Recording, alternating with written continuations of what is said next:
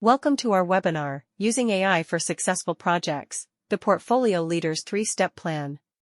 If you enjoy this topic, please explore our YouTube channel for more videos and follow us on LinkedIn to be in the know for event announcements and speaking engagements. Welcome, everybody. We're here to talk again today about just changes in the landscape in project and portfolio management and what portfolio leaders can do about those things. And the advent of AI is just adding another layer onto all of that. But it really is augmenting kind of direction where things were already going with portfolio management and project management in general. And we'll talk about how those things can dovetail today. So first, let's talk about the importance of advancing our portfolio management capabilities into what we call more strategic portfolio management in today's business environment and why we might want to do that. One is we have increasing complexity in our business environments. They become more complex, more uncertain. We got to manage risk better. We got to optimize portfolio, and more importantly, we have to make sure that everything that we're doing is aligned with the strategic goals of the organization overall, that we're working on the right things. Hence, there's a greater need for financial and resource optimization. Not only do we have to select the right things so that we're delivering the right things with the right value, we have to make sure that we're applying our limited financial and human capital and human resources on the right things and identify and prioritize the most critical things to put them on to maximize the value, maximize the return on investment. And then there's a lot of factors to consider these days to be effective in this digital age, in this age of digital transformation and the business transformations that go along with that. We have to have more complete data for data-driven decision making, so that we're not just doing things by gut feel. We have to have complete information at our fingertips as quickly as we possibly can, so we can make the right decisions to align and achieve our strategic goals. And then not all work is the same. And there's adoption of Agile, various forms of Agile and other project management methodologies and frameworks. That means that we have a diversity of data out there, diversity of planning types and different constituencies that look at things in different ways. And we have to be able to aggregate all that together so that we can do comprehensive portfolio management across it all and do things like minimize or eliminate duplication of effort and make sure that we're doing the right things. And then on top of that, this whole age of digital transformation is forcing our leadership to cope with and assess emerging technologies and new potential business models, ways to reach our customers, ways to deliver what we do and deliver value to the marketplace. And so these provide challenges and opportunities both. And we have to be able to evaluate and prioritize these opportunities to make sure that we're maximizing our opportunities and not falling behind our competition. So once again, there's a lot of dimensions to this now, rather than just what are our list of projects and how are they doing. So first and foremost on this is aligning strategy with execution. We're going to talk about AI in this context today, and that it requires your business strategists or your business leaders to identify and communicate that strategy uniformly across the organization. And then those executing the change have to understand that and deliver so that we can get the true business value that we seek. So it involves the people, the strategy itself, and the operations of executing on all of this. So it's a system and a process of developing strategy, building plans, aligning our entire organization, because more and more we're doing pervasive things that impact cross-functionally a lot of different places, if not all places in our organization. And then as we build these plans and execute on those projects, et cetera, we need to monitor and learn and test and adapt as we go to make sure that we increase the value we deliver by executing the right strategy and executing it well. That's going to be a theme for today. And then the components that we have to consider today. I think we've always had to, in some degree, consider these things, but by really making them visible and understanding, it's more than just the strategies themselves and the projects themselves. There are, products and applications and et cetera that we are dependent on in this digital age to deliver, things functionally that we have outputs for our projects.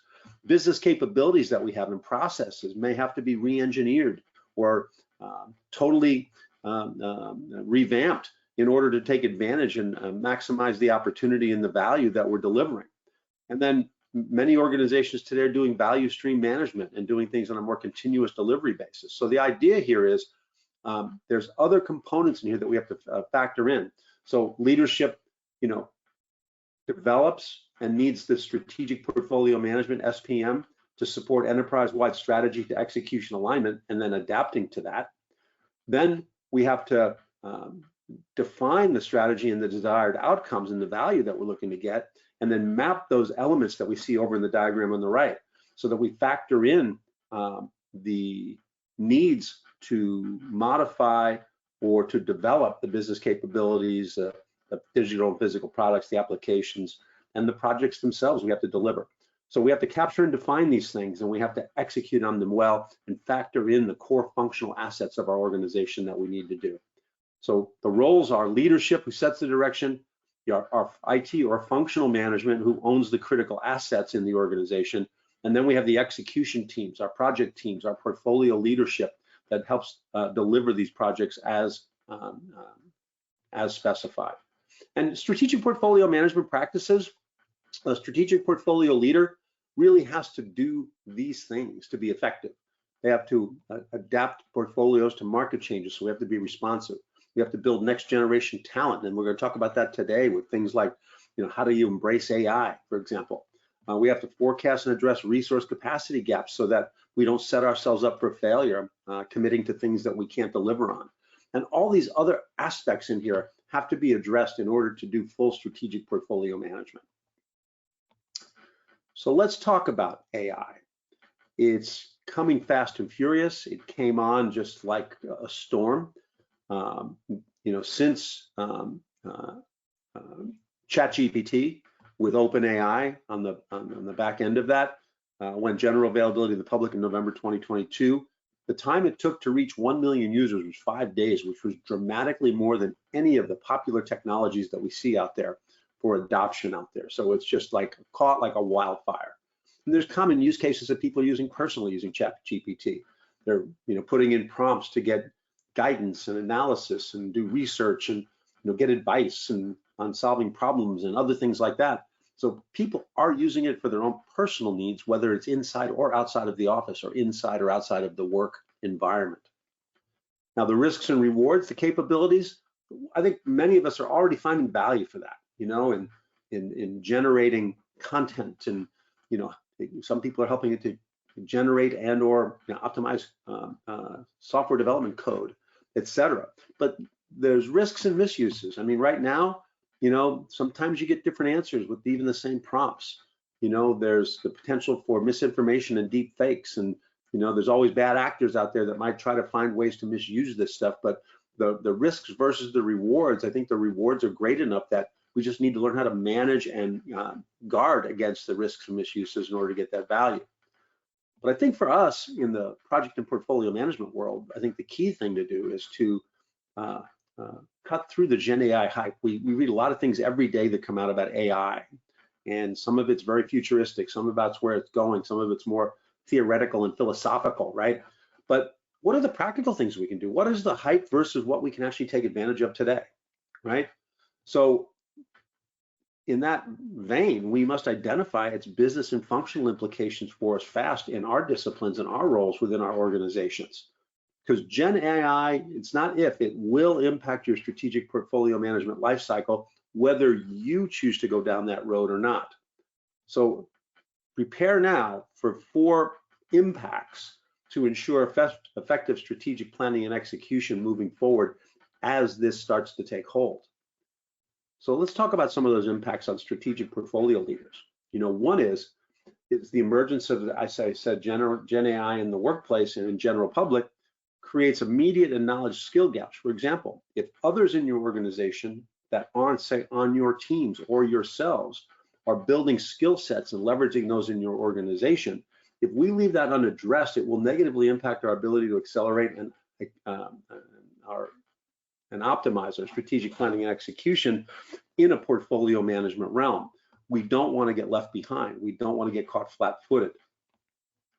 Also, because this is a hot new technology, those in the digital age, we're going to see more demand, requests, ideas coming in our intake pipeline. that have to do with Gen AI and with AI, right? And we have to have methods to quantify, qualify, and quantify these things in the pipeline with these competing investment ideas so that we can select the right things for our organizations to work on, and so we can manage and prioritize in the mix of the already voluminous projects that we get, or ideas for projects that we get. Strategic portfolio leaders, as we talked about, need complete information in order to make decisions. Well, oftentimes we lack the partnerships or access to the data, or the ability to acquire the necessary data easily so that we can use it to make data-driven decisions along the way. So we have to, find ways to get that done within our organization. And then our delivery teams will experience dramatic changes in their responsibilities as AI takes hold and takes on some functions of what we do. It's going to augment what we do and hopefully free us up to do more high-value things within our organization. And then we got to rethink the job descriptions and the roles and the expectations we have of our people within the portfolio management and project management realms. Now, portfolio management leaders do not need to take unnecessary risks here or get ahead of the curve, okay, with these Gen AI investments. But doing nothing now is very risky and will lead to missed opportunities. Instead, we need to create a practical adoption plan that features 3 main steps to Gen AI business value. Now, the Gartner Group has done some studies on this and has actually written a paper on this. And some of the key findings that we highlight in here is that portfolio management leaders by their nature are pragmatic and practical people. They do not chase new trends or business fads.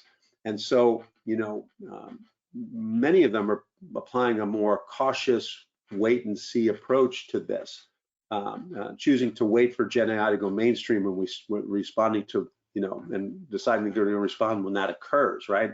So it's okay to be cautious and conservative. However, but whether portfolio management leaders have a plan for Gen AI adoption or not, it will continue to go more mainstream in the workplace. And it can have both positive and negative impacts on you and the things that you're trying to do within your organization in the areas of project and portfolio management. So we need to have proper preparation in place. And then access to Gen AI across the enterprise will create challenges for portfolio management leaders as we try to harness that and make sure that we're thought leaders and just leaders in general on where the organization goes and the way we execute on projects and align with strategic planning. So some recommendations here: close the gaps as quickly as possible. Make sure that your staff is trained. Make sure that they're familiar with how to leverage the things that they can do with Gen AI today, and exploit that for potential strategic portfolio management gain. Now, create a process and checkpoints and a method for assessing and evaluating the Gen AI portfolio demand that we talked about is going to come in from executive and senior leadership and from others in your organization, so that we can not just get swept up in the hype, but let's just say selectively pick the things that are right for us and our organizations, which is going to be different for each organization. And identify the types of data that you're going to need and find a way to bring those together so that Gen AI can leverage that data and leverage you in your assessment and your decision-making process to make better decisions as we go forward.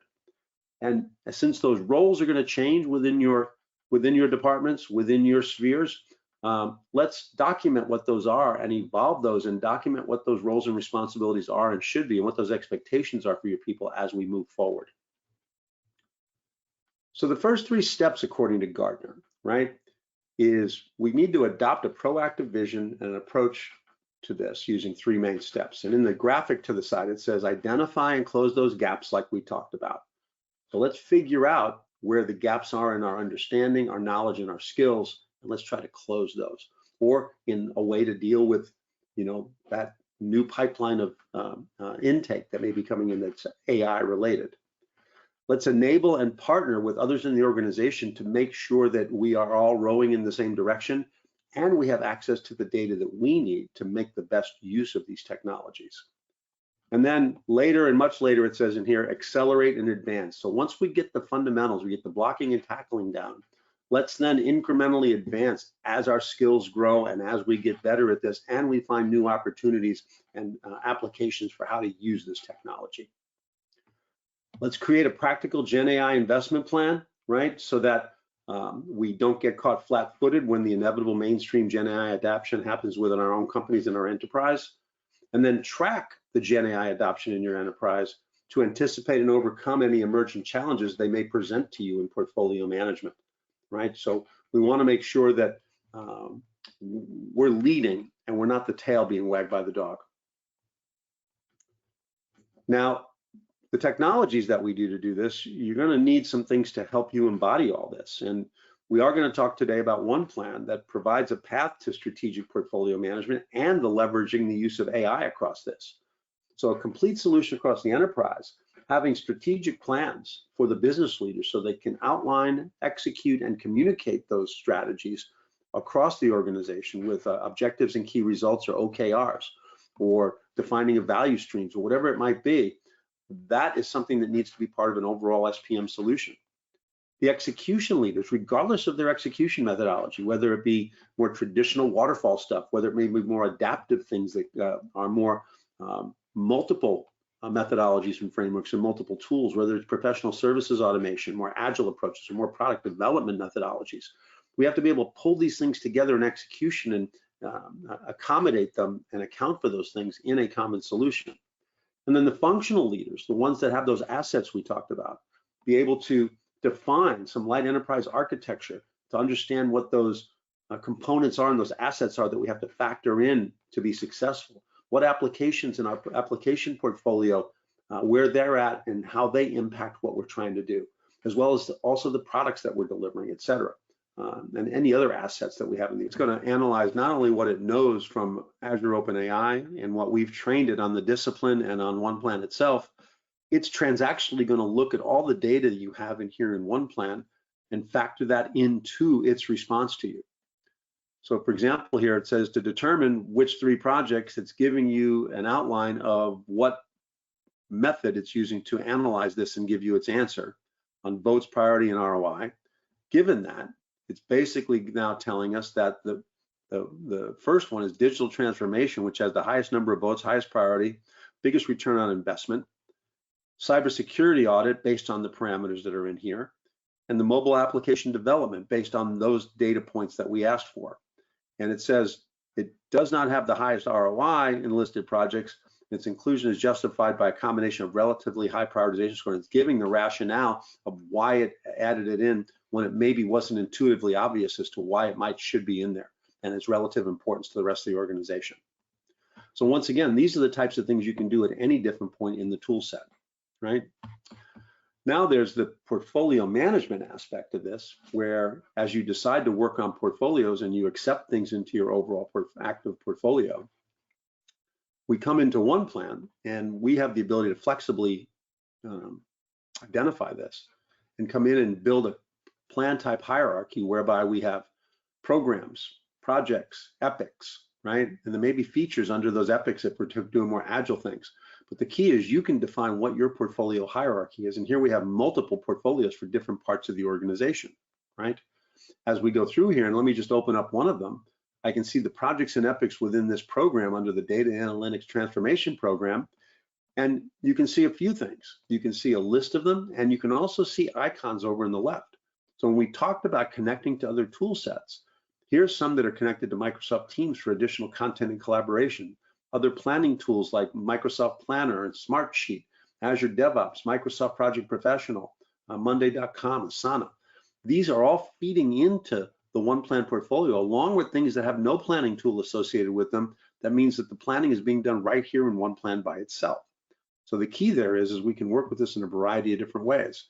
And we have views, or these list views that we're looking at here, that you can look at in a variety of different ways as well. For example, I could come in here and say, let me just look at a summary view without the hierarchy shown here. But even though I might have a primary plan type hierarchy, I could look at and summarize it in a variety of other ways. Say I put a piece of metadata on our projects about what business unit they're associated with.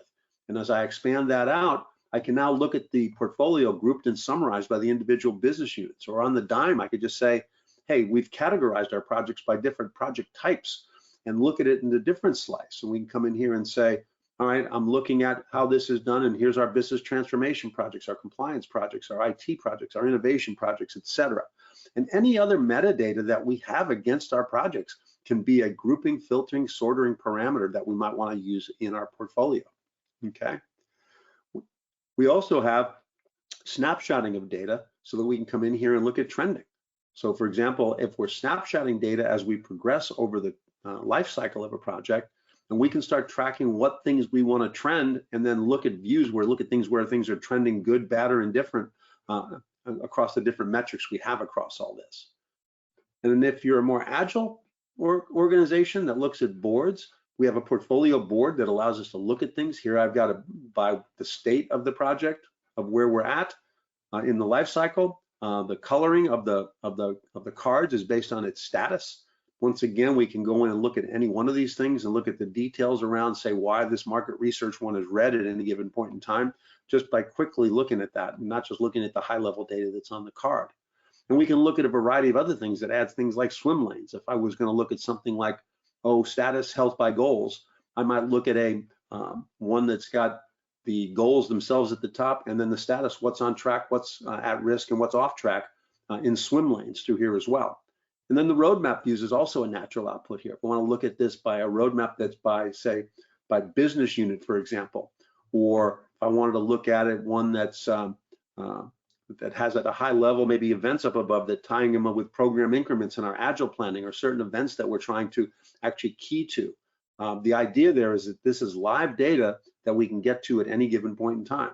So for example, this data warehouse migration, I could just go to it and I could say, let me just drill into the details of that. And from whatever view, that roadmap view, this is live data, not just some artifact that we drew in a PowerPoint or some other tool.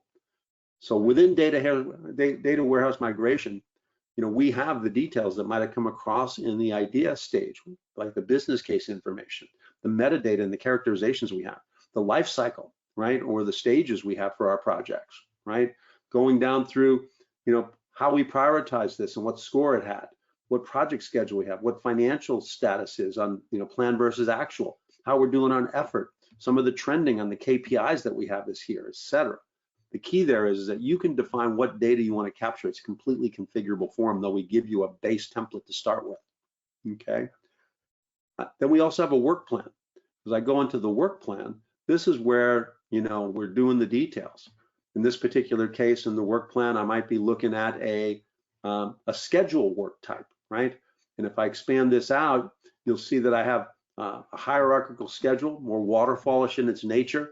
I can bring in a Gantt chart depiction of that if I like at any given point in time. But I also could connect this with, I could build this from templates, or from the AI can actually help build it, which I'll show you an example in a little bit here. But I could also connect it to a variety of different tools that I've enabled here with connectors, that if the source was another project management tool, I could do that as well. The other piece is, just like we have plan types in our portfolio, we've got different work types. So for example, more of a backlog work type that we might have for more agile types of projects or efforts, right? We might have, be able to show sprint-based planning in here and look at the sprints that we have associated with those types of things. And we could connect to more agile-oriented tools like Jira and Azure DevOps if we wanted to make those things happen, right? On top of that, we have issues, risks, changes, key decisions, and you can even add your own in your own configuration if you like, for things like lessons learned and other things we've seen people build, right? We also have a resource plan in here. So where people can build their resource plans on a project by project basis. Let me just go to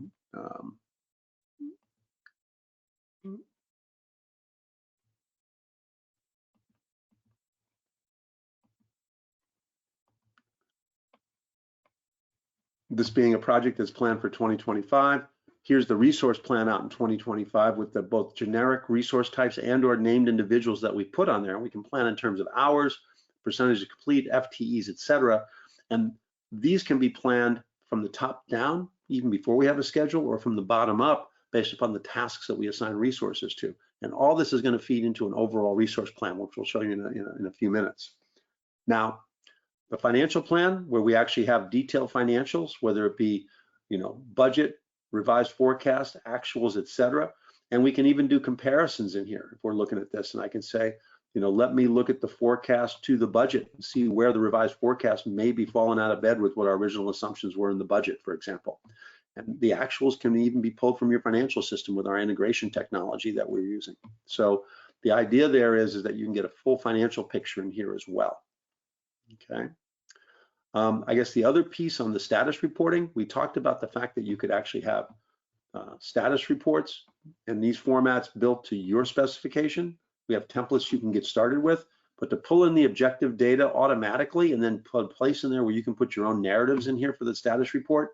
And when you submit it, it will save a history of these over time and snapshot that data so that you can actually have a history of those things for trending, and also putting that data out to either a PDF or Word, or put it out in the body of an email if you like. Once again, saving a bunch of time and effort in these areas. Okay. The other aspect is aggregating all that resource planning into one central resource plan. And so if I look at this and I look at resources, say by role, and I look into the developer role, and once again, let's just say I look at this in terms of full-time equivalents after we planned it in hours, I can basically see that, all right, I'm in pretty good shape here in this resource plan, but it looks like I have one particular resource that's over allocated in a period of time, of Toby Stevens. And if I come in and look at Toby, I can come in here and I'd say, he's got too much going on in this period, and I wanted to say, let me find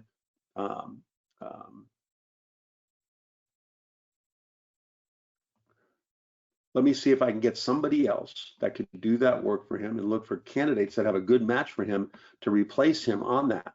And out in that time frame, it looks like I have a number of different candidates that I could select here, like Erlich Bachman, and say replace him on that project and do the balancing I need to do all here in one place. I could also use this method to say, take generic names and say, I've still got generic developers still assigned here, and I still haven't put a name to this, and I got to get somebody on that. I can still use that candidates list, find either by best match, or since I'm looking for a developer, let me check by role this time. And let me say, let me find what developers I have that have the availability there. And I might even have some sub skill sets here. And I can basically come in here and say, it looks like maybe Jared Dunn has the availability to do that and is from the same business unit. So let me replace him with that. So once again, good resource management as we go through that. So there's a lot more detail around that we can go into with you if you want to engage with us a little further. And then there's our modeler. We talked about what if analysis. And if I go into the IT 24 project planning analysis, this is where you might build a model where you have these candidate projects. In this case, I've got 39 of them that I'm looking at doing. And I might go in here and look and see, do I have the dollars or the resources to do that? And then I can do different scenarios where I might say, okay, let me put a $10 million limit on this. And let me select projects that fit within that limit. In this particular case, since I used dollars as the constraint, here I have a bunch of projects that I selected, ones that were deselected, that all come underneath a $10 million budget that I have, right? And I could select and deselect things as I need to, to make those things happen. Just like I can come in here and I could actually interject a Gantt chart into here, and I could actually take this and not only just select or deselect, but I could drag and move projects to different timeframes or different quarters or different months and have it adjust and come up with a solution for my plan based upon timing and selection of those particular projects. The same thing holds true on the resource side. If I want to put a resource constraint on here, and it looks like I'm in pretty good shape on the resource, I got a lot of green in here.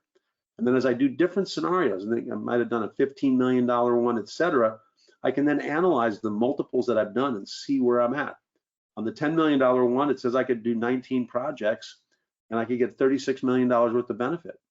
Now for another $5 million, it says I can do 8 more projects and I might get another $20 million in benefit. Is it worth my while to go find some additional stuff to do that? And I even have another scenario here where I can do 34 of them with $62 million of benefit, right? But it takes $16 million of things that I want to do. So once again, I can evaluate different alternatives. And we can even use things like our visualizer in a different way in how things are related. I can look at what I've selected in this scenario and see what unselected predecessors and successors are being left out, and see if there's anything critical that we need to reconsider on when I do that, as well as looking at our traditional bubble charts, where we might come in here and look at all the different things around that, see what we've selected and where they cluster here on prioritization, as well as overall benefits in here. And I can even interject the ones we didn't select and see if there's anything, any outliers or things that fit into the sweet spot that we might want to reconsider as well. So once again, a lot of analysis stuff in here that we can do on the modeling side. Okay. So there's a lot more that we can do. You know, I talked about the my work and the timesheets, and we'll save that for another time. But I do want to go back and take a look at some scenarios in AI. For example, let's just say we were building a strategic plan, and we're looking for some suggestions on OKRs for, say, an enterprise PMO that we're looking to implement. I'm going to run this, and I'm going to ask it that question and give it that prompt. And as I do that, it's going to, you know, based on its knowledge and what it's been trained, it's giving me some objectives and some related key results. Improve efficient use of resources, enhance project delivery capabilities, etc. Once again, it's having me not start from scratch, and I can add or remove or do what I like with this. But once again, it's giving me a huge head start and time savings on this. You could also then ask it to give key results for a specific objective in the same fashion.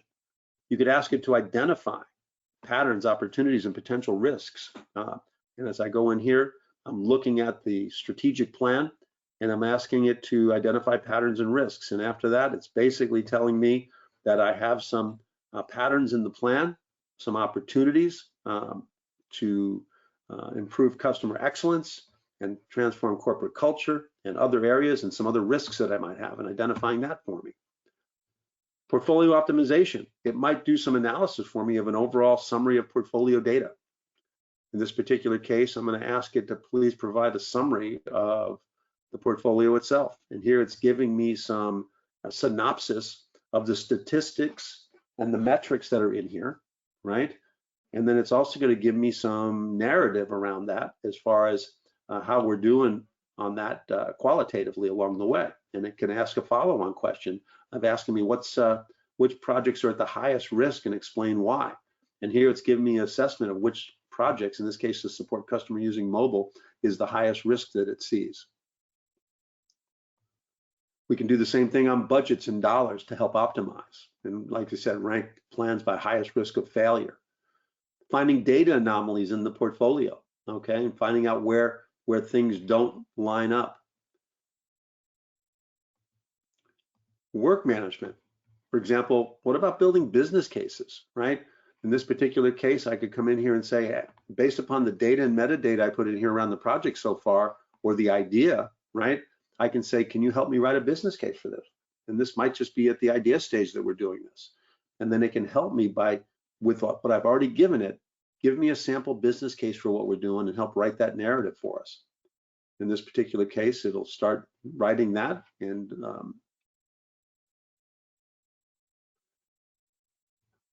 actually put it together for us in business case format. Here's the description piece, right? There's the business case narrative, the value statement, etc., and allow us to actually work with it in those regards and basically augment what we have without starting from scratch. I know we're running short on time, but for example, what if we just built a new project plan and put a portfolio item in there and we don't have a schedule? Maybe we've not done this before. And I could come in here, for example, and I could say, you know, help me build a schedule for this smart home automation system that we're looking at. And as we come through,